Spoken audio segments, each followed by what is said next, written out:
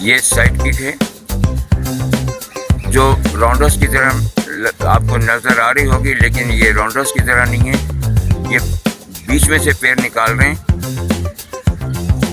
یہ دیکھیں،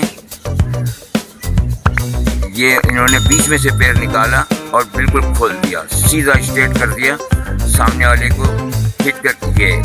اس انداز سے آپ اس کی پریکٹس کریں، اس کو دیکھتے ہوئے اس کک کے اوپر بھی عبور حاصل ہو جائے گا آپ کو۔